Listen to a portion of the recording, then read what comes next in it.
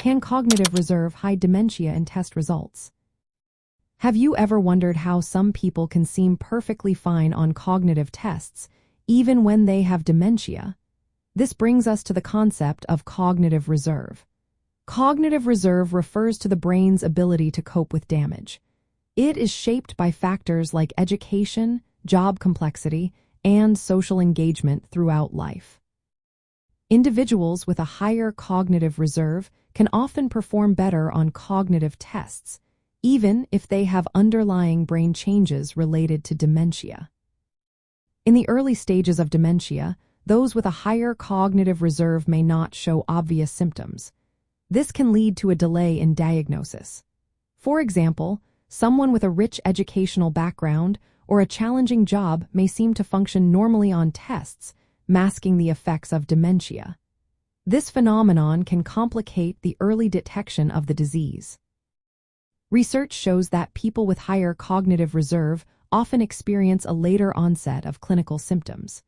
They might maintain better cognitive function for longer, even when their brain shows signs of damage. This means that two individuals with similar brain pathology may have very different test results. The one with a higher cognitive reserve may perform well, while the other might show clear signs of cognitive decline. However, it's important to note that once symptoms do appear in individuals with high cognitive reserve, their decline can be more rapid. This is because the disease may have progressed further by the time it becomes clinically evident. Their brain has been compensating for a while, but eventually, the cognitive reserve can no longer mask the effects of the disease. Cognitive reserve involves two key mechanisms: neural reserve and neural compensation. Neural reserve refers to the brain's efficient functioning, while neural compensation is about using different brain networks to maintain cognitive abilities despite damage. These mechanisms allow individuals to sustain cognitive performance longer, even when facing dementia-related changes.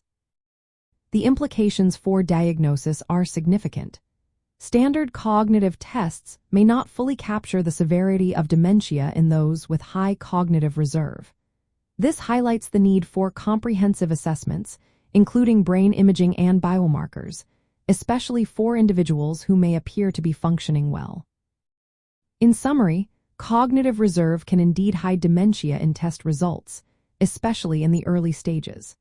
This means that while some individuals may seem fine on cognitive tests, the underlying pathology could be more advanced.